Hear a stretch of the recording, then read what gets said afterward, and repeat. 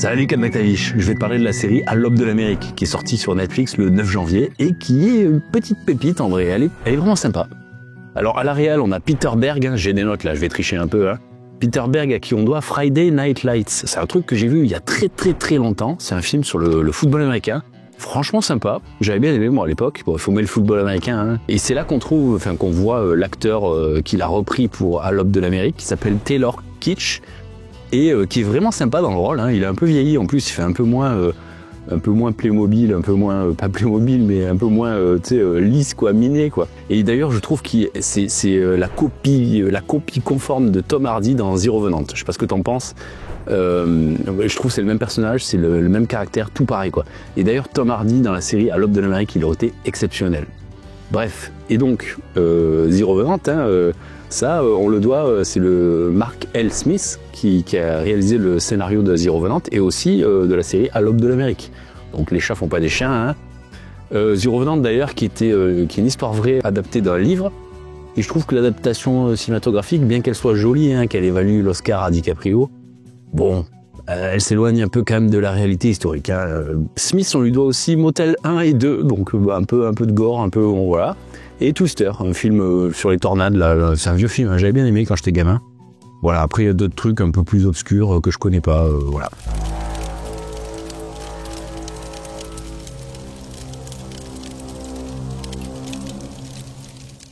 On va commencer par le parti no spoil. Alors le pitch de l'histoire, c'est une femme et son fils qu'on va suivre dans leur périple pour échapper à une menace. Et en gros, hein, il va se constituer un petit groupe hétéroclite de gens qui vont voyager ensemble et qui vont rencontrer plein d'épreuves et de difficultés.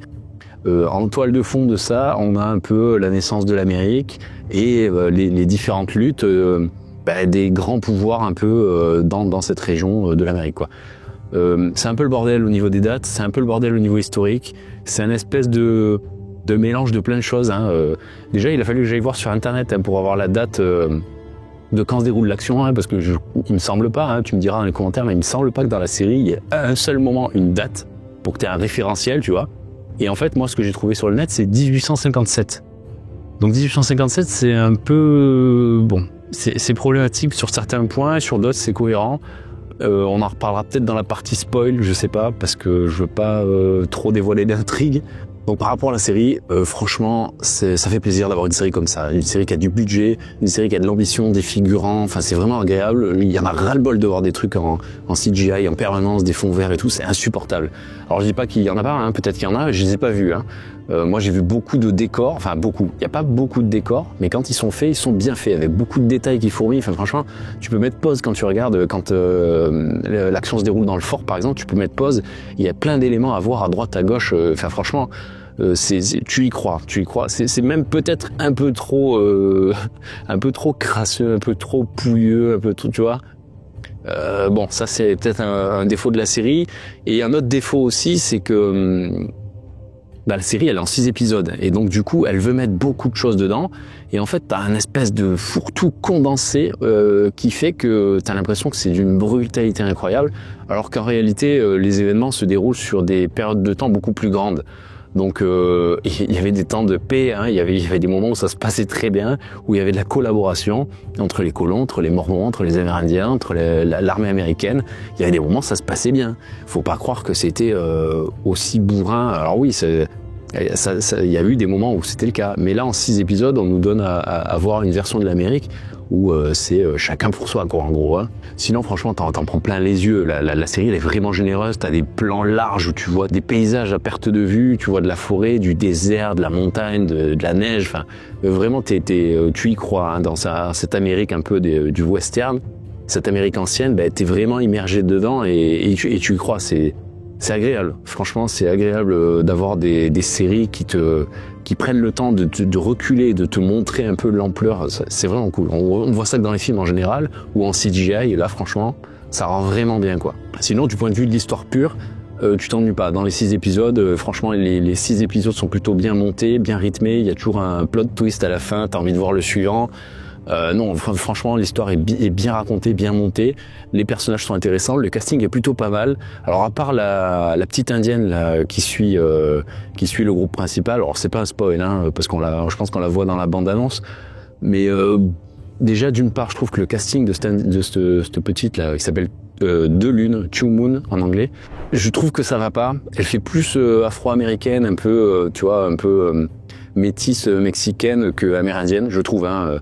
Elle a des grands yeux, elle est très jolie cette petite, et je trouve que ça fait un peu anachronique en fait. Je sais pas, moi ça m'a un peu sorti du truc.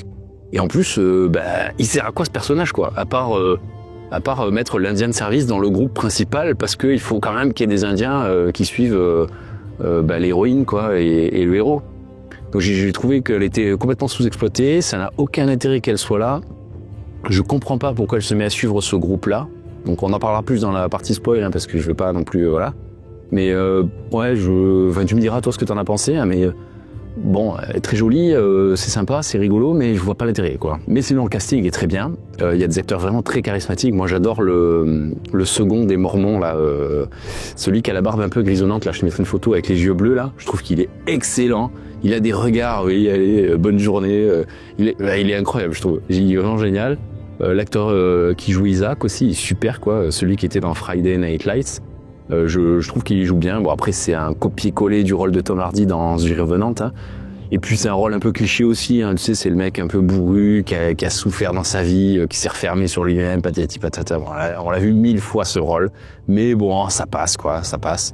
L'actrice principale aussi, elle est très très bien. Au début, j'avais un peu de mal. Il y a beaucoup de clichés, je trouve, de choses un peu hoquetières dans le premier épisode, et puis après, ça se rationalise dans le reste de la série, quoi. Dans le premier épisode, j'ai eu peur qu'on soit tombé dans les travers de Netflix et de toutes les autres plateformes d'ailleurs, hein, de faire des femmes, une femme forte, mais c'est pas le problème de faire une femme forte, c'est le problème de faire une femme qui n'est pas vraiment crédible dans son époque, tu vois. Parce que à cette époque-là, les femmes, voilà, il n'y avait pas de militantisme féministe ou quoi qui expliquait que la femme elle a le droit de faire des choses, qu'elle a le droit de prendre parole, qu'elle a le droit d'être forte et compagnie. Donc en fait, l'éducation fait que la plupart des femmes, elles étaient plutôt, voilà, comment les clichés qu'on a l'habitude de voir, quoi. Et au début, on la voit un peu trop prendre la parole, se mettre en avant, donc j'ai eu peur que Netflix aille dans cette direction-là, mais en fait. Quand tu regardes la série, les 6 épisodes dans son ensemble, c'est super bien fait. Et c'est effectivement une femme forte. Elle est jolie sans être bombe atomique, tu vois, qui ferait aussi anachronique. Et elle est normale en fait. C'est une femme normale physiquement. Elle est normale, elle est jolie sans être magnifique ni être laide, quoi. Elle est très bien. Et elle est forte, mais elle reste femme, quoi. Donc, je trouve que franchement, le traitement est super bien fait. C'est la personnage principale, hein, mais le traitement est génial. J'ai trouvé super, quoi. Bon, après, il y a d'autres rôles, mais on en parlera plus en partie spoil parce que ça va m'obliger à parler un peu plus de l'intrigue. Je regarde dans mes notes vite fait. Qu'est-ce que j'ai pu mettre d'autre? Ouais, il y a des trucs un peu chiants. Les flèches enflammées, tu vois, en plein jour, les mecs ils tirent des flèches enflammées. Historiquement, les flèches enflammées, ça n'existe pas. Enfin, ça existe, mais bon, ça a été utilisé. Ça marche pas très bien, les flèches enflammées. Et des Indiens qui tirent des flèches enflammées comme ça en plein jour, puis plein de flèches enflammées, ça veut dire qu'ils ont des sources pour les allumer, tirer. Bon, voilà, c'est bidon. Hein. C'est complètement bidon. Ça, je crois, on le voit dans l'épisode 1, tu vois. Ça. Ok, les gars. Et puis, pareil, on est en 57, j'ai dit. 1857.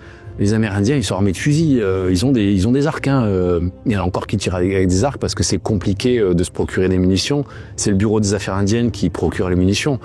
Mais là, quand tu vois toute une bande armée d'arcs en 1857, non, je suis désolé. Oui, ils en avaient, mais ils avaient quand même beaucoup plus de fusils à ce moment-là, quoi.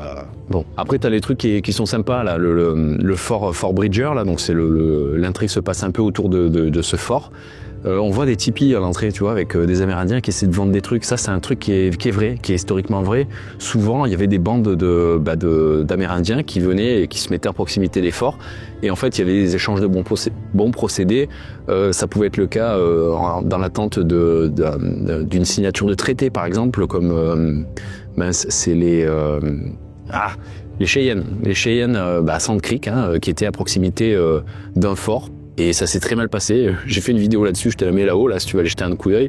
Ça s'est très mal passé pour les Cheyennes. Mais c'était un truc qui était courant, quoi. Il y avait une entente, hein, d'ailleurs. Il faut pas croire que c'était la guerre systématique entre les Amérindiens et l'armée. Hein. Il y avait vraiment une entente, des échanges, et ça se passait bien la plupart du temps, en vrai. Hein. Je vais clôturer cette partie no spoil, hein, parce que j'ai plein de choses à dire, mais ce sera plutôt pour la partie spoil. Si tu veux t'arrêter là, cette série, franchement, je la recommande parce que des séries comme ça, western, un peu qui essayent de faire un peu d'histoire. Attention, c'est de l'histoire Netflix, hein, avec des Amérindiens, avec les Américains, les premiers colons. Et en plus, là, en toile de fond, t'as les Mormons, hyper extrémistes. Franchement, il y en a pas des masses, même au cinéma, en film, hein, il y a pas grand chose à se mettre sous la dent. Et cette série, elle vaut vraiment le coup. Elle est vraiment, vraiment cool. Moi, j'ai bien aimé. J'ai vraiment passé un bon moment. Il y a des trucs qui vont pas, c'est pas parfait, mais franchement, ça passe. Je te la recommande vivement et tu m'en diras des nouvelles. Franchement, tu vas passer un bon moment.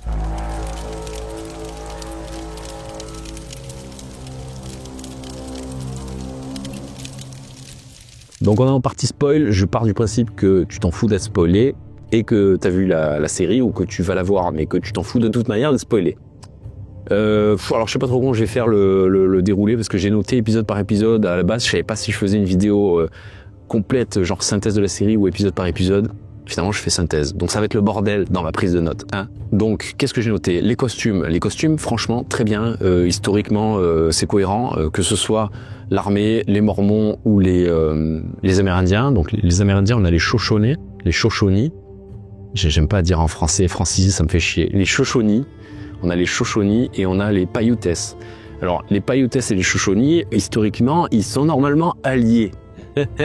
Ils sont ennemis des Cheyennes, hein, j'en ai parlé tout à l'heure, hein, ils se battent contre les Cheyennes, les Arapaho notamment, mais normalement ils sont alliés. Là dans la série ils les ont fait ennemis, alors ils n'ont pas fait ennemis, mais ils se sont servis du prétexte de Plume Rouge, Red Feather en anglais, qui a une espèce de bande d'Indiens renégats on va dire, qu'ils appellent le clan du loup, Wolf Clan, et donc ils se sont servis d'eux pour prétexter des attaques un peu partout, quoi. Alors que les affrontements contre les États-Unis, c'est arrivé, mais beaucoup plus tard dans l'histoire, avec une espèce de coalition Shoshone, Bannock et Paiutes, et je crois qu'il y en a un autre, mais je me rappelle plus, à vérifier. Mais voilà, c'est arrivé de toute manière, l'affrontement avec les États-Unis, c'est arrivé plus tard.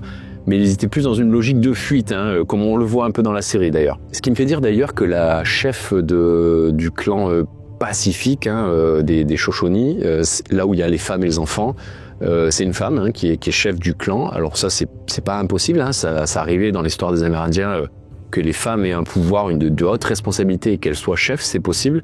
Par contre, je trouve que l'incarnation, l'actrice, j'aime bien cette actrice, hein, on la voit je crois dans la série Into the West, j'en parlerai sûrement dans une autre critique, un de ces quatre. Super série d'ailleurs. Donc dans Into the West, elle est géniale. Autant ici, je la trouve trop dans l'émotion en fait. Elle est trop, je sais pas, elle est en colère, elle est trop dans l'émotion. Alors que les chefs amérindiens, ils étaient plutôt connus pour justement pour leur calme, leur pragmatisme, leur capacité à prendre du recul, à analyser les choses. Et elle, je la trouve trop, elle est un peu trop énervée quoi. Elle fait un peu trop tu vois, je parlais tout à l'heure du truc de femme forte. Elle fait un peu trop ouais, la femme guerrière, quoi. Mais du coup, si t'avais ce tempérament-là, tu serais pas chef de clan, en fait. Tu serais plutôt guerrière. Tu te battrais avec les autres, quoi. Donc, je trouve que c'est pas trop cohérent. Donc, ça, c'est le premier truc. Le deuxième truc, c'est que, normalement, l'incarnation du leadership dans une tribu, elle est faite par plusieurs personnes. Il n'y a pas forcément un seul chef. Il peut y avoir, en général, il y a plusieurs personnes, quoi. Donc des chefs subalternes, il y en a un effectivement qui représente l'autorité, mais là elle est tout le temps elle toute seule. On a l'impression que tous les autres c'est des sous-fifres quoi, ou des femmes et des enfants, des fragiles quoi, tu vois. Ça c'est un peu dommage, c'est un peu nul je trouve. Alors qu'à côté t'as Plume Rouge, je trouve que putain l'incarnation par l'acteur, elle est géniale quoi. Elle est géniale quand il échange avec cette chef justement. Je trouve qu'il est calme, il est posé, il est pragmatique, tu vois, dans sa posture.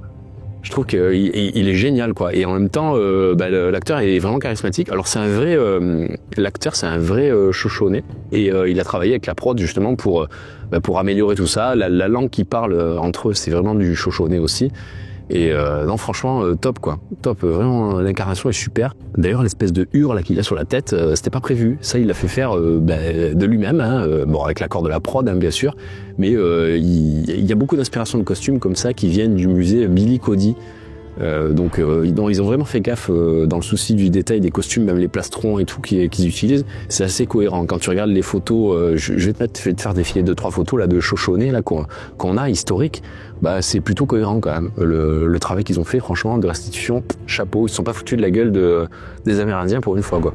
On va essayer de se faire un petit décompte épisode par épisode là. Donc j'ai noté un peu des points par-ci par-là. Le premier truc qui m'a sorti moi dans le premier épisode, qui m'a un peu je l'ai vu direct en fait. Ils ont fait un effort sur le casting en embauchant des acteurs amérindiens. Donc ça se voit, hein, il y en a qui sont très très bien. Mais dans le premier épisode, tu feras gaffe, il y a beaucoup d'acteurs qui sont un peu obèses, un peu gros quoi. Notamment, tu vois, quand ils font une espèce de danse sacrée, les mecs qui font du tambour, là, du tam-tam, j'allais dire, putain, l'insulte, quoi, du tambour, ils sont un peu forts, tu vois, les scouts, alors les éclaireurs, là, qui sont dans l'armée, pareil, tu vois, à un moment donné, quand il se bat dans la neige, là, contre Isaac, il y en a un qui est un peu fort, et il fait un espèce de saut de l'espace, c'est limite, si tu vois pas les câbles qui le tirent, tu sais, le saut n'est pas du tout crédible, on dirait un loup-garou, tu sais, qui saute sur Isaac.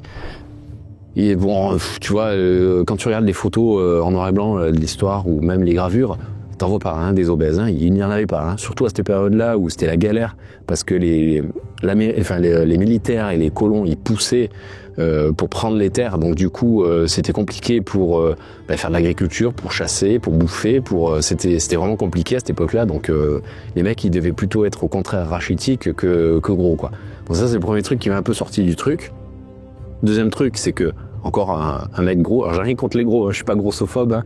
C'est juste que je trouve que c'est un peu anachronique, quoi. Ça n'a rien à foutre là. C'est dommage, je trouve. Mais c'est pas grave. C'est pas grave. C'est un détail, quoi. Et donc il y a un mec qui est un peu fort, qui fait le cliché de l'Indien bourré. Alors c'est un cliché qui est vrai, malheureusement, hein. Il y avait un problème d'alcool avec les Amérindiens et les Américains l'ont vite compris, quoi. Pas que les Américains d'ailleurs, hein. Les Européens même avant avaient bien compris le truc. Donc on voit cet Amérindien qui est complètement défoncé, une bouteille à la main, il est bourré, c'est la nuit. Et il rentre dans son tipi, il y a sa femme qui est allongée et il y a une fille qui est allongée, donc sûrement sa fille, on sait pas, on imagine que c'est sa fille. Et sa femme le regarde et puis en fait le mec il regarde sa fille et puis voilà, et puis il va sur sa fille et puis il essaie de la violer, quoi. On comprend ça, quoi. Alors sa fille elle prend un couteau et elle le tue. Bon, ok, donc là on comprend rien, hein, on te dit pas, hein. D'ailleurs dans les 6 épisodes tu ne sauras pas qui était ce mec qu'elle a tué, qui était cette femme avec qui elle dormait. On n'en sait rien. Donc si c'est son père, tuer son père comme ça, aussi rapidement, ça me paraît étonnant, quoi. Et en plus, le viol chez les Amérindiens, j'ai pas trop entendu d'histoires comme ça à ces époques-là, du moins. Hein. Donc ça me paraît un peu bizarre. C'était plutôt sacré les enfants quand même. Hein. Donc la nana, elle s'en va, la gamine. C'est la fameuse fille dont je te parlais au début, là, que je trouve le casting un peu discutable. Cette fille, elle part. Qu'est-ce qu'elle fait ? Elle va pas voir un autre tipi ou aller dans un autre clan ou tu vois rester parmi les siens. Hein. Non, elle va se planquer dans la charrette des blancs. Voilà, dans un convoi de blancs, elle va se planquer là-dedans. Ça n'a aucun sens. Je ne sais pas pourquoi elle fait ça, parce qu'en plus elle parle même pas la langue, elle parle pas anglais, donc je vois pas du tout l'intérêt d'aller faire ça. Elle se met en danger inutilement. Et pourquoi faire ? Enfin, c'est quoi son but, quoi ? Donc nul. L'introduction de la gamine nulle, le but de la gamine nulle, je comprends pas. Bref, donc elle se retrouve avec l'héroïne principale et son fils. Donc ensuite, la nana, elle arrive à Fort Bridger, elle cherche donc son escorte à cette nana là, il se fait tuer. Et donc à Fort Bridger, elle cherche quelqu'un qui peut l'amener dans la ville pour retrouver son ex-mari, pour que son fils puisse du coup avoir un père, être protégé en cas de problème, etc., etc. Elle galère, machin truc, donc donc c'est là qu'est introduit Isaac, hein, l'espèce de mec un peu bourru, tu vois, refermé sur lui-même, tu vois, c'est le stéréotype, quoi. Voilà. Dans The Revenant, Tom Hardy, c'était le salaud affiché, un peu l'ambitieux. Là, c'est plutôt le mec un peu noble, tu vois, quand même, qui a souffert, tu vois, il a souffert, la vie a été dure avec lui, et puis voilà, il décidait de vivre comme un clodo, de puer, de pas se laver, tu vois, et jusqu'au jour où il va rencontrer une belle femme. Bon, bref, donc elle trouve ce mec. Finalement, par un concours de circonstances, il décide de l'accompagner, elle et son fils, très bien. Et là, il se passe tout un tas de trucs, pas très bien fait non plus, tu vois, qu'on voit des Mormons dans laquelle la femme se met avec son fils. Il est attaqué, c'est une boucherie, et elle s'enfuit. Elle arrive à s'enfuir avec son fils. Alors, putain, elle traverse tout le champ de bataille en courant avec son fils. qui a une espèce d'attelle à la jambe, là, un truc métallique là. Alors je sais pas trop pourquoi il a ça. J'ai pas regardé historiquement à quoi ça servait ce genre de truc. Il me semblait que c'était pour les pieds beaux, mais il a pas l'air d'avoir un pied beau. Donc je sais pas pourquoi il a ça. Bref, en tout cas la mère court avec son fils sur tout le champ de bataille, elle traverse les flèches qui passent de partout, et ils font pas toucher. Bref, bon ça c'est un truc américain, ok. Ils tombent sur le héros et le héros les embarque. Et donc il fuit, machin, il se cache près d'un cours d'eau, donc il y a le bordel de l'eau, tu vois, à côté, donc je comprends pas trop pourquoi il se cache là, parce que du coup t'entends plus autour de toi ce qui se passe, tu vois, enfin il y a des trucs un peu incohérents comme ça. Mais bon, c'est des détails, on va dire que c'est des détails. Et donc à la fin de l'épisode, tu vois un espèce de vieux scalp, là, le mec se fait attraper la touffe et il se fait quasiment scalper intégralement, quoi. Donc belle blessure, tu vois, et l'épisode finit là-dessus. Si tu veux une vidéo sur le scalp, j'en ai fait une, hein, tu vas tout comprendre sur le scalp, tu vas voir la barbarie du truc, c'est incroyable. Et on arrive à l'épisode 2. Alors l'épisode 2, il y a plein de trucs qui m'ont un peu gavé. On va commencer quand même par les choses bien. Alors les choses bien, c'est que on voit beaucoup de fusillades dans celui-là, et en fait on voit que les tirs ils ratent en permanence. Et ça c'est plutôt vrai. À l'époque c'était des balles rondes qui étaient tirées. Alors l'armée américaine elle avait des canons rayés, donc la balle était guidée. Et donc t'avais l'effet t'as l'effet Magnus qui est contré dans un canon rayé. Alors l'effet Magnus, c'est, je sais pas si t'as déjà tiré au pistolet à billes, mais quand tu tires au pistolet à billes, en fait, ça fait une courbe. Tu vois, la bille, elle part en cacahuète. Tu touches pas ta cible, c'est la galère. Et ben c'est ça l'effet Magnus. Et ça, c'est à cause des balles qui étaient rondes à l'époque, et les billes sont rondes aussi. Et comme c'est rond, ça se met à tourner un peu de façon anarchique, et ça dévie un peu la balle, quoi. Donc à l'époque, ils avaient que des canons lisses quasiment. Alors 1857, il y a beaucoup de canons rayés, hein, mais bon, la série, voilà, ils ont quand même des canons lisses, et donc c'est cohérent que les fusillades ratent un peu, que ça tire un peu n'importe où, d'autant plus avec les pistolets à la poudre noire, mais laisse tomber, quoi. C'était pas précis du tout, quoi. Dans cet épisode, il y a un truc qui m'a dérangé, je trouve l'image elle est bleue. Alors je sais pas si c'est ma télé ou quoi. Tu me diras toi comment t'as trouvé, mais en fait l'image elle est vachement bleue, quoi. Alors je crois qu'on est beaucoup dans la neige et tout, mais je sais pas pourquoi ils ont fait cette colorimétrie, c'est très bizarre, ça m'a un peu sorti du truc. Mais sinon, ouais, c'est là que l'intrigue elle commence un peu à se dévoiler. On apprend l'existence de la Nauvoo Legion. Alors ça, c'était une milice qui existait entre les années 1841 et 1845. Et cette milice, elle était composée de 2500 mecs, c'est énorme, hein. Et elle protégeait les Mormons, effectivement. Donc là, il y a, tu vois, quand je te parlais de fourre-tout un peu historique, là, ils ont foutu ça, donc c'est vrai, hein, elle existait, cette légion, mais pas à cette époque-là. À l'époque de la série, la 1857, non, elle était déjà déglinguée par l'armée américaine, en fait. Mais elle existait de 1841 à 1845. Donc on apprend l'existence de ce truc, on voit un peu arriver les intrigues entre les Mormons, les États-Unis et les peuples amérindiens. Et alors ça, j'ai bien aimé le côté mormon, parce qu'en fait, les États-Unis, c'est un pays qui s'est construit sur la base des pires Européens, les Européens les plus extrémistes, les plus ambitieux, les régicides. Enfin, tu vois, c'est les pires Européens, quoi, à la base, hein, les États-Unis, quoi. Et donc là, on le voit parce que, à travers les Mormons, il y a énormément de courants religieux. Donc t'as les Mormons, t'as les luthériens. Enfin, il y en a plein. Luthériens, c'est pas des Mormons. Non, je vais pas dire de conneries parce que je m'y connais pas trop. Mais il y a énormément de courants religieux aux États-Unis qui sont extrémistes, qui sont très extrémistes, quoi. Comme on a pu le voir avec les Mormons. Alors les Mormons, ils se sont peut-être calmés là aujourd'hui, hein, mais à l'époque, oui, ils étaient un peu comme ça, quoi.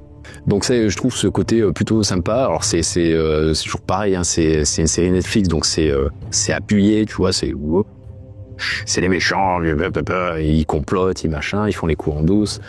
Voilà, c'est une série Netflix, hein, c'est pas voilà. Mais c'est intéressant qu'on voit ce côté de l'histoire américaine. Après, on voit un peu Fort Bridger et l'administrateur du Fort Bridger. Alors lui, je le trouve excellent, je trouve l'acteur il est super, il joue super bien, les lignes de dialogue elles sont extra. Et je trouve il a une bonne gueule, le mec, il a un bon charisme, il est vraiment cool, quoi. Du début à la fin, il est génial, je trouve. Par contre, autant lui il est génial, autant le camp, la Fort Bridger, c'était un avant-poste de traite, hein. Il existait ce fort, hein. C'est un avant-poste de traite. Par contre, il n'a pas disparu avec l'incendie des Mormons, comme il nous le montre dans la série, hein. Il a été fermé beaucoup plus tard. Je sais plus si j'ai noté la date, 1800... Est-ce que j'ai noté la date de Fort Bridger? Ouais, 1890, tu vois, et la série se passe en 1857. Donc il a fermé beaucoup plus tard, hein. C'est pas les Mormons qui ont mis un terme à Fort Bridger, hein. Fort Bridger, c'était un fort qui était sur la piste de l'Oregon et donc qui permettait aux gens de venir se ravitailler, tu vois, d'acheter de la bouffe, d'acheter réparer des choses. Enfin voilà, c'était un poste d'échange important à l'époque sur la piste de l'Oregon qui permettait de lier la côte est des États-Unis à la côte ouest jusqu'à l'Oregon du coup en passant par les Rocheuses.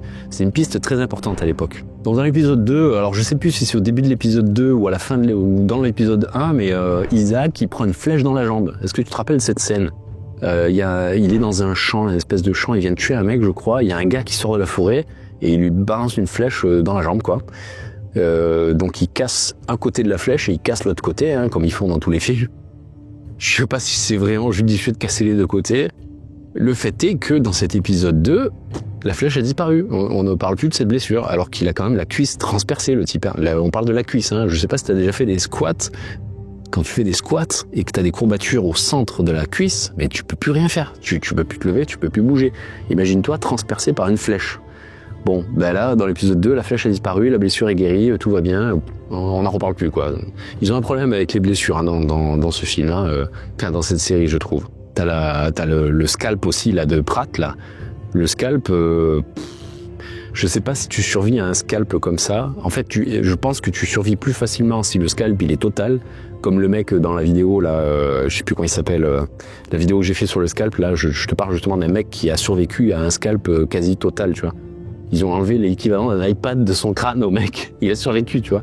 Et je pense que tu survis plus facilement comme ça, parce que du coup, il y a plus de chair en fait pour s'infecter que juste recouvrir le.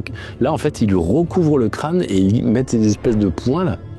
Et ils le laissent comme ça. Mais je pense que là, tu fais une méga infection. Tu dois avoir une collection de pus là, tu sais, sous le crâne, t'as pu, ça doit être dégueulasse quoi. Et je pense que ça se finit pas très bien quoi, une blessure pareille. Et en fait, pendant les 6 épisodes, tu le vois saigner, tu vois. C'est-à-dire que la croûte des poings ne sèche jamais. Et ça s'affecte pas non plus, tu vois. Mais ouais, je trouvais cette blessure un peu pas crédible, quoi. Pareil, la blessure du gamin dans l'épisode 4 ou 5, je sais plus, là. Attends, il se prend des ruades du cheval, là, 2-3 ruades dans la tronche. Il lui pète la jambe, le cheval. Il fait quoi? Il prend une vieille planche dans la cabane, il casse la planche, là, il lui fout ça sur le tibia et c'est bon, ça va passer quoi. On va attendre que la fièvre redescende. Non mais la blague quoi. Et même la cautérisation, tu vois, la cautérisation en cas d'urgence, tu peux le faire, ça détruit localement, ça détruit les bactéries et tout. Le truc c'est que là le gamin il avait les os pétés, donc tu remets les os en place, tu sais pas s'il y a des fragments et tout, mais en fait les bactéries, tu les remets en interne. Tu laisses la peau cautériser par-dessus, ça veut dire qu'en interne, t'as les bactéries qui commencent à se développer, qui continuent de se développer, de bouffer l'os et compagnie. Donc le gamin, il était condamné. Je pense qu'il était foutu. Même en coupant la jambe, je pense que c'était cuit. La gangrène, aujourd'hui, on galère encore à la soigner. Putain, à l'époque, laisse tomber, quoi. Ouais, donc du coup, après, il lui fait une béquille, hein, et puis même, tu vois, au tout début, ce gamin, là, il avait une espèce d'attelle, là, tu vois, mais il l'enlève après, parce elle couine un peu, tu vois, quand il marche, donc c'est gênant, donc il lui fait enlever, et le gamin, il marche, tu vois, très bien, il n'y a pas de problème, quoi. Donc le coup de l'attelle et tout, le fait de blesser le gosse, j'ai l'impression que c'est un peu encore pour ajouter du tragique, tu sais, un peu comme dans les films catastrophes, quand ils te mettent un gamin qui est diabétique ou asthmatique, tu vois, c'est pour ajouter à un moment donné de la tension, tu vois, parce que t'es coincé, tu peux pas faire autrement, il faut vite trouver son traitement. Et là, j'ai l'impression qu'avec ce gamin, c'est un peu son objectif, c'est ça, c'est de rajouter du drama, tu vois, c'est de rajouter de la tension. Bon, c'est un peu dommage, je trouve. Et encore, bon, il est quand même mieux que Two Moons, enfin Deux Lunes, la petite indienne qui accompagne le groupe, quoi, elle fait un move à un moment donné dans le camp des Français, là, les Québécois. Elle arrive, elle met un coup de branche enflammée. D'ailleurs, je sais pas comment elle l'a enflammée sans se faire voir. Ça. Encore une énigme, mais elle arrive, elle fout une espèce de vieux coup dans la tronche d'un mec ou d'une femme, et du coup, ça permet à l'héroïne de tuer tout le monde, quoi.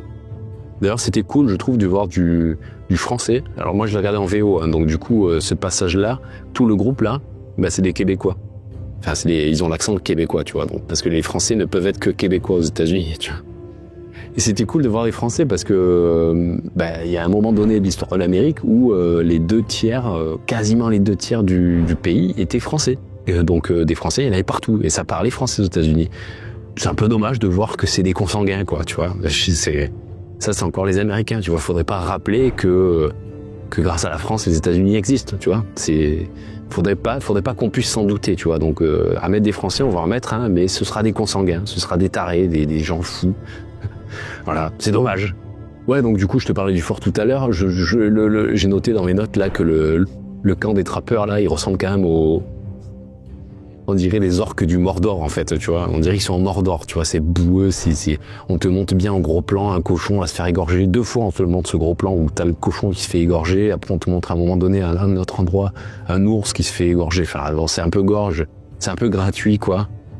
Il n'y avait pas besoin de montrer ça pour montrer l'authenticité, tu vois, d'un camp de traite de fourrure. Je trouve ça un peu con, tu vois, tu mettais des piles de fourrure empilées, on comprend, quoi, il n'y a pas besoin de... Parce que d'ailleurs, là, même en montrant ça, on comprend pas hein, que c'est un poste de traite. Hein. Je crois pas qu'il le dise dans la série à aucun moment. Hein. Il y a, je crois que c'est dans cet épisode-là qu'on voit la langue des signes amérindienne. Donc là, ça, je vais faire une vidéo dessus dans pas longtemps. Et c'est pas mal, mais foireux. Il y a des moments, en fait, où effectivement, la langue des signes, elle est bien employée et elle veut dire des choses, tu vois. Et à d'autres moments, je sais pas ce qu'ils essayent de signer, de montrer, mais moi je le comprends pas. Alors je suis pas un locuteur de la langue des signes, hein, mais je connais quelques trucs. Et bon, il y a des variations aussi selon les tribus. Donc c'est possible que ce soit des variations, genre par exemple pour dire merci, tu vois, alors c'est les Cheyennes, c'est comme ça je crois, pour dire merci. Et la fille a fait un truc comme ça à un moment donné, la gamine. Donc c'est à peu près pareil, mais c'est pas exactement ça, tu vois. Alors c'est possible que ce soit une variation, tu vois, de sa tribu, j'en sais rien. C'est possible. Mais il y a d'autres trucs aussi, à un moment donné, elle désigne un loup, elle fait un truc comme ça.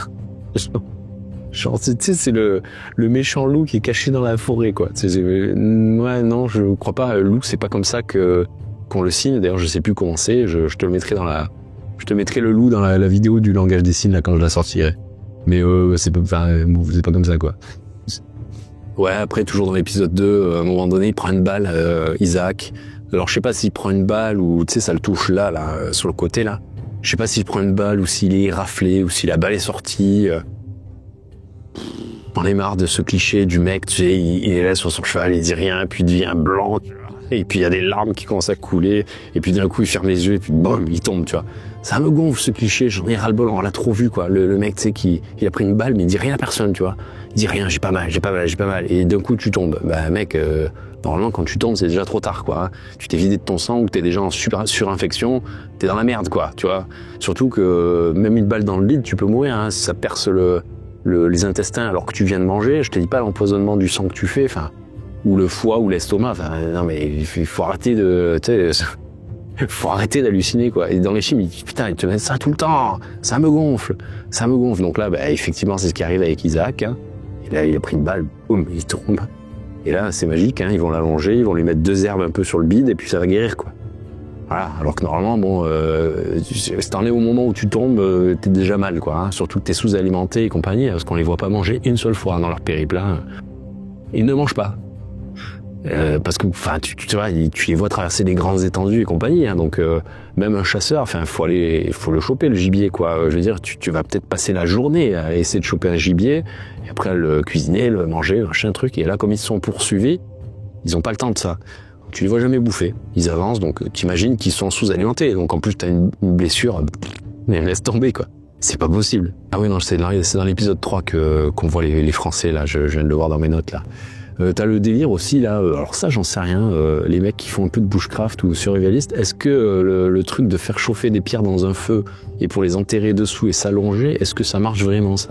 Parce que, enfin, moi je me dis qu'à la montagne, dans la neige, là, quand il fait moins 10 degrés, tu fous les pierres dans la terre, la thermodynamique veut que le froid de la terre prenne la chaleur des pierres assez rapidement, en fait.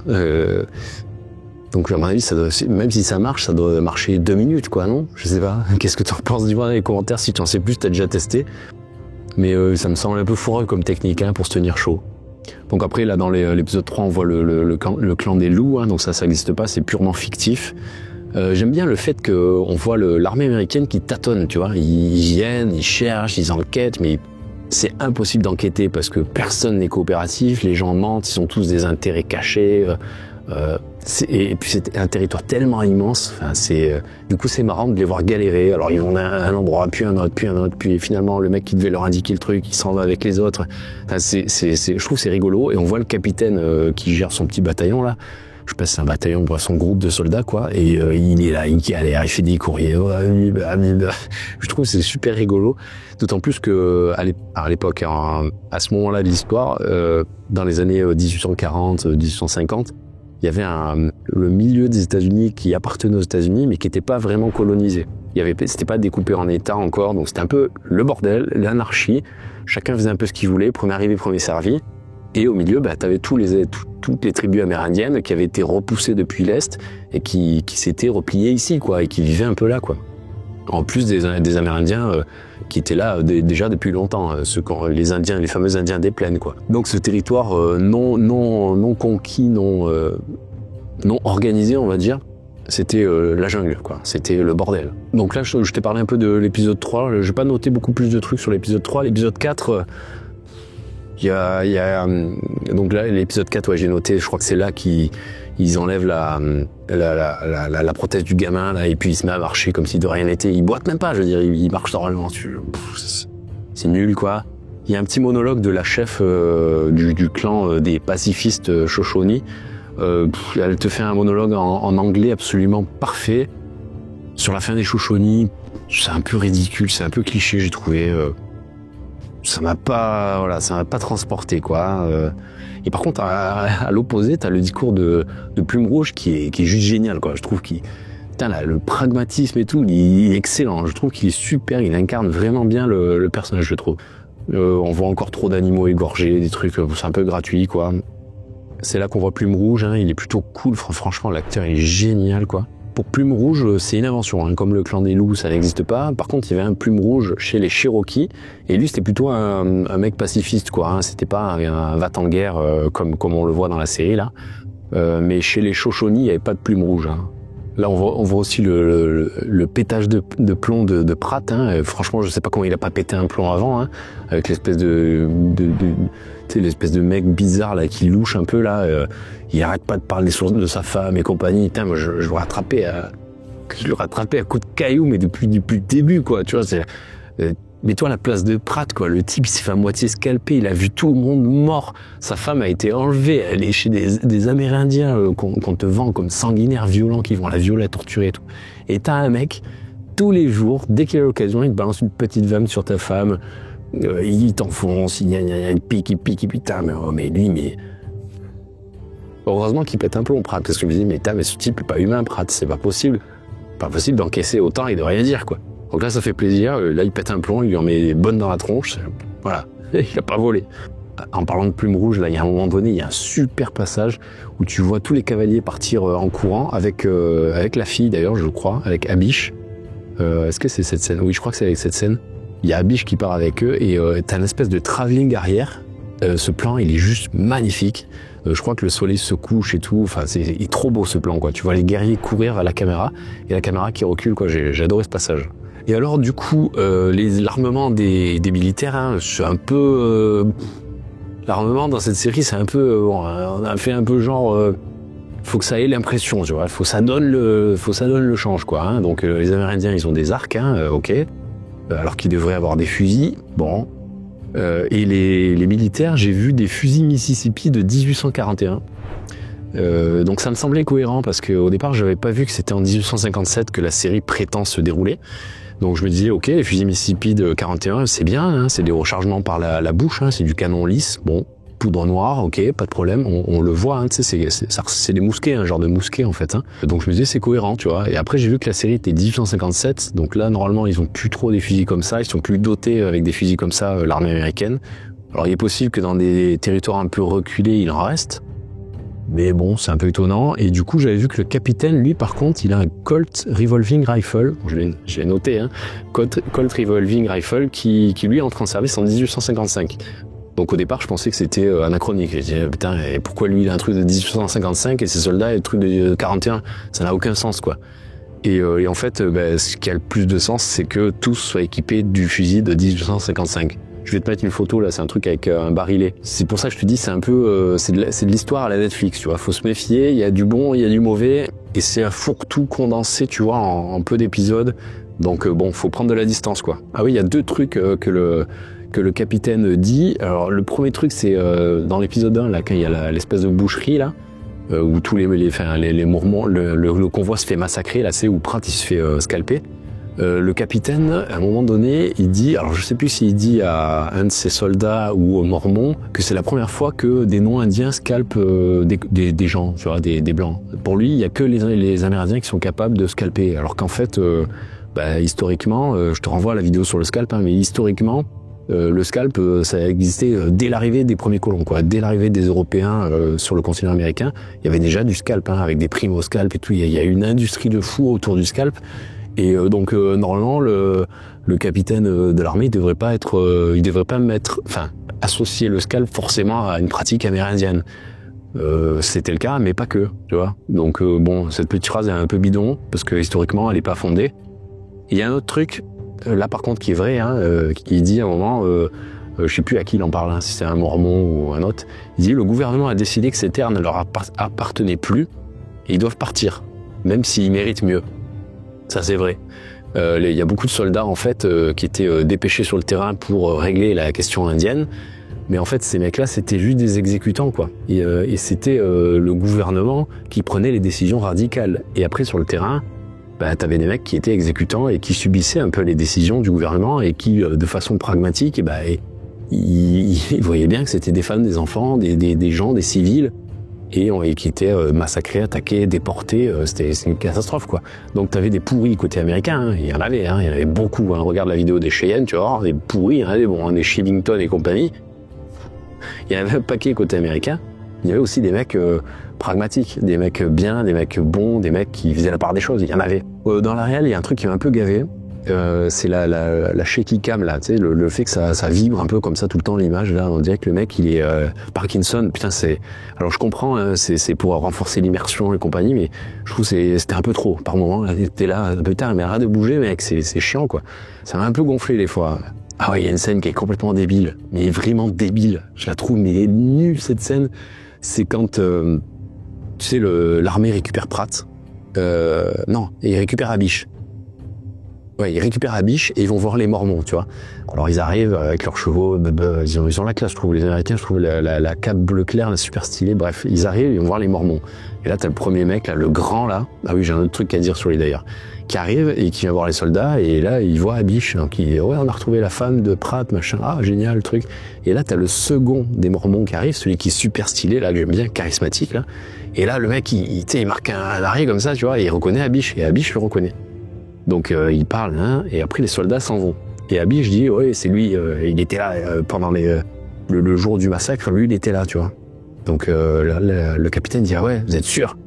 Et du coup Abish elle dit oui. Donc là, t'as un plan en fait qui filme l'armée américaine de dos, là, les mecs ils s'arrêtent tous, tu vois. Ils s'arrêtent. Et t'as les Mormons derrière qui les regardent, tu vois. Et puis d'un coup t'as le capitaine, il se retourne. Attends, je vais te le faire, tu vois, il se retourne en mode comme ça. Et regarde le second des Mormons, tu vois, en mode je sais que c'est toi.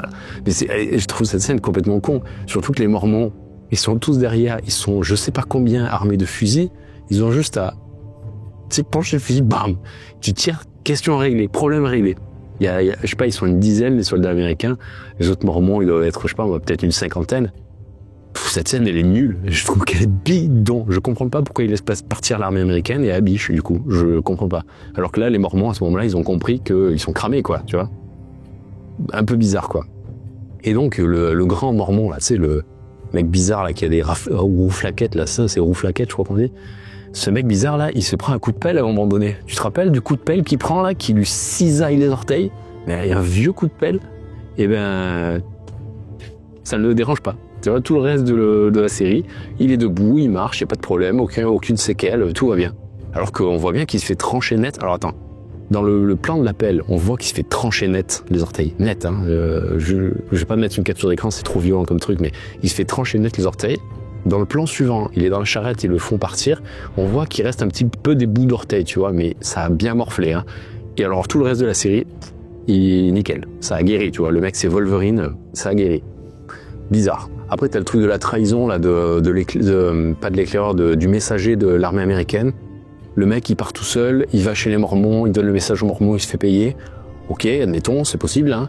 Par contre, ce que je trouve curieux, c'est qu'il n'y ait qu'un seul messager, tu vois. Sur un truc comme ça, de cette importance-là, je pense que t'envoies 2 messagers, non? Ça semble bizarre, quoi. Surtout que tu sais qu'il y a des embuscades de partout, c'est le feu de tous les côtés, les Amérindiens, machin, il y a des clans, des bandes de renégats amérindiens, t'as des clans pacifiques amérindiens, t'as les Mormons, t'as les colons, enfin c'est le bordel, tu vois. Donc t'envoies au moins 2 messagers. Mais là, il en envoie qu'un. Bon. Et il se trouve que c'est un traître, pas de chance. Après, t'as l'épisode 5. Donc là, l'épisode 5, on voit une espèce de plan large de Fort Bridger qui est super bien fait, bien reconstitué. Je te mettrai une capture d'écran là. Le truc qui me pose question, c'est comment ils ont construit les palissades du fort. Parce que normalement, les palissades du fort, enfin des forts, elles sont construites avec les bois alentours, les arbres alentours. Et là, quand tu regardes les arbres aux alentours, tu vois des espèces de chênes un peu tortueux. Ils auraient jamais pu fournir des poutres comme on voit autour du fort. Si c'était un fort américain militaire, je dis pas, parce que l'armée peut très bien faire venir les matériaux pour construire un fort à un endroit, tu vois. Sauf que là, c'est un avant-poste civil, tu vois. C'est un poste de traite qui a un peu grandi. Bon, est-ce que c'est un fort militaire? Est-ce que je sais pas. Ça me pose un peu question, quoi. Il y a Brigham Young, on n'en a pas parlé, c'est le chef des Mormons, là. Alors ce mec, il a vraiment existé, il a une gueule, la gueule de l'emploi aussi. Hein. Je vais mettre une photo, tu vois la tronche qu'il a, c'est pépite. Et je trouve que l'acteur est super, il joue bien son rôle, il est bien, tu vois, par devant, c'est des courbettes, et puis il parle bien, tu vois, à chaque fois, dès qu'il y a des civils, oui, God bless you, tu vois, ça me tue, la religion à cette époque, c'est incroyable, quoi. Mais en arrière-plan, le gars, il n'hésite pas à tuer, là, il veut brûler le fort, du coup, pour...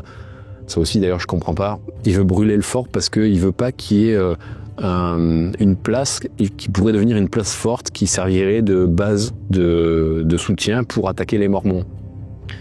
Je ne comprends pas pourquoi il met autant d'argent pour acheter le fort et pourquoi il ne le garde pas, en fait. Parce que tu vois, les Mormons, ils sont au milieu des champs, tu vois, et à un moment donné, il fait un prêche, c'est une estrade avec des clodos qui sont assis devant dans un champ, quoi. Il y a ça, et le camp de leur armée, de leur milice, là, c'est des tentes, quoi, tu vois, c'est des tentes au milieu de la pampa. Je comprends pas pourquoi ils prennent pas le fort et ils le renforcent, quoi. Et ils en font, je sais pas, l'espèce de capitale de base de leur église mormone, quoi, tu vois. Je comprends pas, ils foutent le feu, je vois pas le truc, quoi. Après, là, tu vois, la jambe du gamin, bien sûr, elle s'infecte, hein. Logique, hein, vu ce qui s'est passé. Et qu'est-ce qu'il fait? Il fait chauffer une espèce de serpette. Alors au début, tu te dis, putain, il va l'amputer, quoi. Donc il fait chauffer une espèce de serpette. Attends, je vais te mettre une capture d'écran de la serpette, hein. Et le machin, on dirait un truc de cosplay, tu sais. Et le métal est hyper épais, on dirait qu'il est pas du tout aiguisé, tu vois. Il fout ça au feu, du coup, tu te dis, oh, il va couper la jambe avec ça. Le gamin, il est mort, c'est sûr, il est foutu, hein. Et en fait, il fait une cautérisation. Bon. Ok, ça se faisait beaucoup à l'époque, hein. Ça peut marcher une cautérisation sur une coupure, tu vois. T'as une coupure un peu infectée, un truc pas joli avec du pus, tu fais une cautérisation, ça va cramer localement la peau, ça va tout détruire, hein. Mais ça stérilise la plaie, ok. Mais là, bon, on en a parlé tout à l'heure, hein, les os infectés, à moitié pétés, laisse tomber, il est mort le gamin. Sans parler de la ruade où il prend les 2 talons là, dans la poitrine, il doit avoir 3-4 côtes cassées, si c'est pas un enfoncement complet de la cage thoracique. Laisse tomber, le gamin, normalement, il est mort 25 fois. Bon, c'est pas grave. Donc après, t'as Brigham Young qui vient mettre un coup de pression à Bridger, tu vois. Ah non, c'est pas, c'est l'autre, là. C'est celui qui se prend le coup de pelle. Il vient, tu sais, et il achète les cochons que voulait Bridger, tu vois. Donc il achète, il paye le prix, un prix fort, un prix, il se ruine, le type, tu vois, pour acheter tous les cochons et embêter l'autre. Et donc l'autre, il lui rappelle les bails, il lui met une rose, quoi, il lui tranche les orteils, il lui rappelle qui c'est le patron à la maison, quoi. Et après, pareil, quand Young il vient, donc le big boss de la secte, là, des Mormons, là, il vient, et là, t'as tous les gars qui sortent avec les fusils, et hop là, repars chez toi. Donc il est bien d'équerre, j'aime bien ce mec. Après, dans l'épisode 5, j'ai noté, Pratt, il est hyper chiant, il a une espèce de mutisme, là, tu sais, il fuit le groupe, il est là en mode, c'est pénible, ça aussi, tu vois, c'est des comportements que je ne supporte plus dans les films et les séries. Et les personnages qui sont comme ça, tu vois, on dirait, je sais pas, ça me gonfle, cette espèce de mutisme. Je trouve qu'en fait, ça existe, ça, hein, tu vois, d'être choqué, tu vois, il a tué un mec et tout, il est choqué, ou une femme qui est violée, tu vois, elle est choquée aussi, elle est dans le mutisme et tout, ça existe, ce genre de comportement, c'est très bien, tu vois, c'est très bien, c'est pas très bien que ça existe, ça devrait pas exister, mais ça existe. Par contre, le reproduire à l'écran, Je trouve ça chiant. En fait, ça fait des rôles pénibles avec des scènes longues qui durent trop longtemps dans la durée, tu vois. Que tu vois une scène où le mec il est dans le mutisme et tout, ça va. Quand t'en vois 5-6, c'est chiant. Enfin, moi, ça me gonfle. Je supporte plus ce genre d'archétype, quoi. Ça m'énerve. D'autant plus que je sais pas ce qui se passe. Pratt, il a sa blessure là, qui est rouge, qui cicatrise jamais. Bon, ça c'est le premier point. Puis il y a tout le temps du sang qui coule. Son œil devient de plus en plus rouge. Alors est-ce que c'est une métaphore pour dire qu'en fait il bascule de plus en plus vers le côté obscur, tu vois, il est de plus en plus extrémiste, donc son œil devient de plus en plus rouge, j'en sais rien, tu vois, c'est possible que ce soit une espèce de métaphore comme ça. Mais sinon, je vois pas ce qui justifie que son physique se dégrade à ce point-là. En fait, il devient de plus en plus bestial, on dirait au fur et à mesure de la série, sûrement voulu par l'écriture et la réalisation. Tu le vois même, je crois, il a tué un animal, alors je sais pas si c'est un grizzly ou quoi, mais tu le vois avec une peau de bête qui est même pas séchée, tu vois. À un moment donné sur lui, donc c'est peut-être voulu, mais je trouve que c'est pénible, quoi. C'est lourdingue. Surtout que les Mormons le récupèrent, tu vois, dans cet état-là. Et putain, mais tu lui colles une balle dans la tête. Et je comprends pas pourquoi ils le gardent. C'est un témoin, c'est un des témoins, tu vois. Et tu lui colles une balle dans la tête. Enfin, je veux dire, ils ont pas d'état d'âme ces mecs à ce moment-là. Pourquoi tu t'encombres avec lui au risque qu'il ait la mémoire qui revienne, tu vois? Enfin, je comprends pas, surtout dans l'état où il est, quoi. Donc après, il dit, mettez-le en première ligne et le destin fera le reste. Ouais, d'accord, bon. Ok. Après, t'as une scène qui est rigolote, c'est les loups qui défoncent la cabane. Non, mais ça, c'est la blague, quoi. Les grands méchants loups, tu sais, non, mais ils pètent les planches, quoi, tu vois. C'est une cabane qui a survécu, je sais pas combien d'années. Enfin, le bois, tu vois, avant que ça pourrisse, il faut longtemps, ça sèche, ça s'humidifie, ça sèche, tu vois, t'as des cycles comme ça, tu vois. Mais là, les loups, ils arrivent, ils bougent la cabane, ils rentrent, ils s'attaquent la fille. Donc la fille, elle se fait défoncer, elle se fait attraper, elle secouer dans tous les sens et tout. Finalement, le gamin, il tue le loup. Mais la fille, elle s'est fait mordre, tu vois. Donc elle a des sales plaies qui vont s'infecter. Mais non. Ça passe crème. Elle a rien, je veux dire, elle se lève, pop, et puis c'est bon. On continue l'aventure, quoi. Et après, t'as le dernier épisode. Alors, le dernier épisode, qu'est-ce qu'on voit? On voit surtout Abish, là, qui retourne un peu vers les Amérindiens. Dans l'histoire, je crois pas qu'il y ait il y a une nana, la mère de Quanah Parker, je crois, qui était une blanche, qui a été intégrée à la tribu des Comanches, et qui a été libérée par les Blancs, mais qui est retournée, je crois, si je dis pas de conneries à vérifier, parce que c'est loin dans mes souvenirs.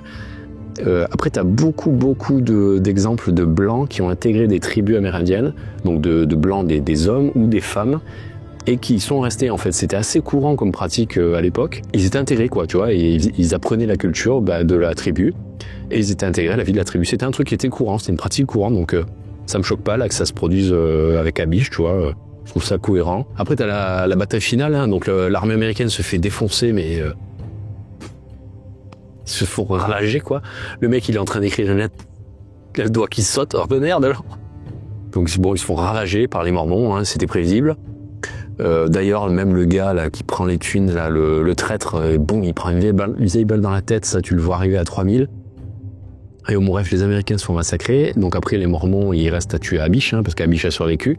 Donc il faut aller attaquer les Shoshones. Donc ils attaquent les Shoshones, sauf que les Shoshones, ils ont prévu le coup. Donc les Mormons tombent dans une embuscade. Et bon, c'est une super bataille. La bataille est bien faite. Il y a juste un peu trop d'effets pyrotechniques, je trouve.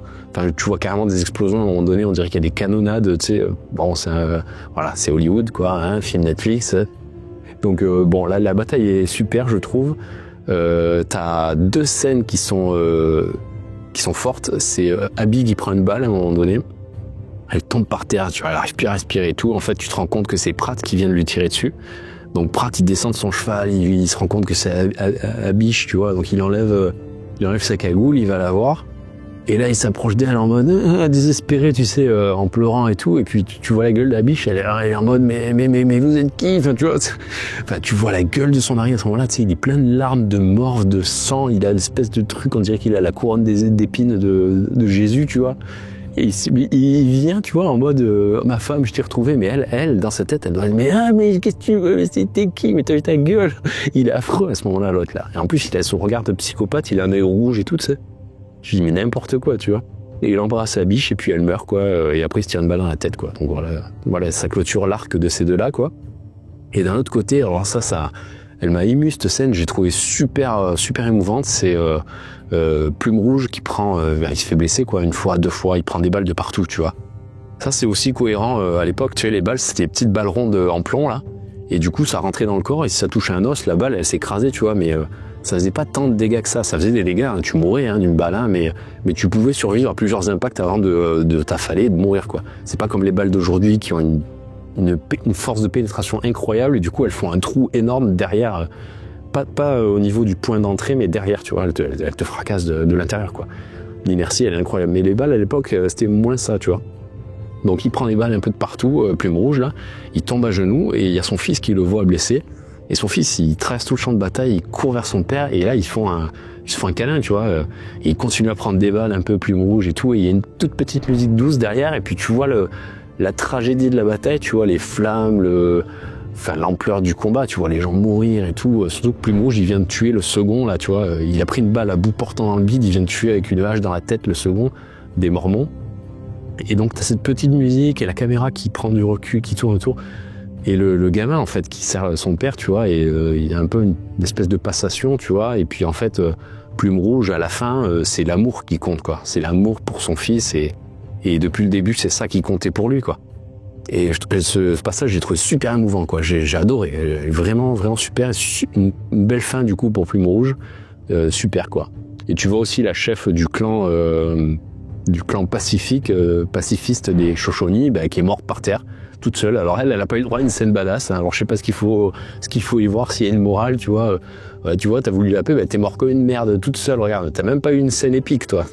Bon, je sais pas trop ce qu'il faut y voir, tu vois, mais en tout cas, elle meurt aussi dans ce combat, quoi. Donc après, pour clôturer la série, t'as droit à l'espèce de mini-romance entre la petite bourgeoise qui s'est engaillardisé, on va dire, et le mec bourru, renfermé, tu vois, qui a eu des blessures dans la vie et compagnie.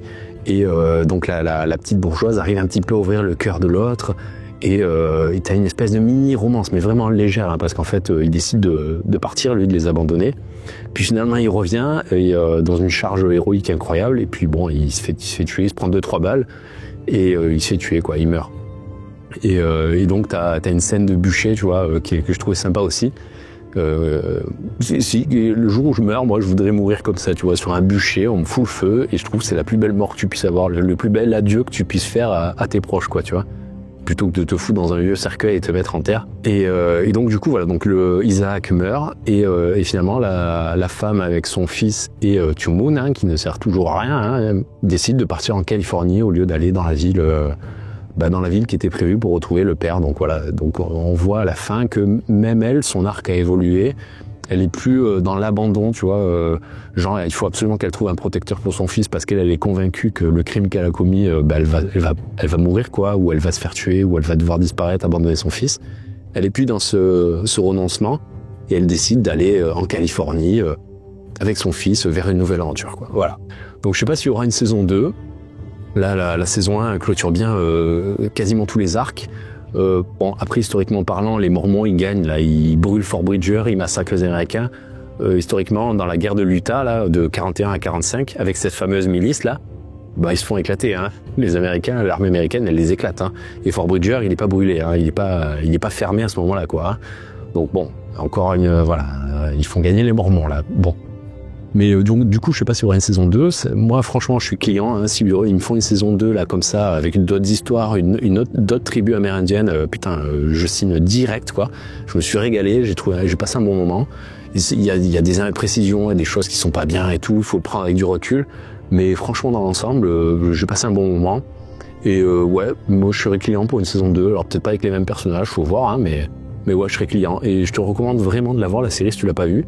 Parce que elle est vraiment cool, elle est vraiment sympa, c'est une très bonne série pour un début de 2025, là franchement, pépite quoi, je me suis régalé moi. Voilà, c'est tout pour la critique, pense au petit pouce bleu, aux petits commentaires, si t'es pas abonné, je t'invite à t'abonner. Clan et Tribus, c'est une chaîne qui parle d'histoire, mais de l'histoire du point de vue des clans et des tribus, qui sont des petits groupes d'hommes et de femmes qui réalisent des choses incroyables. Sur ce, je te dis à la prochaine, ciao.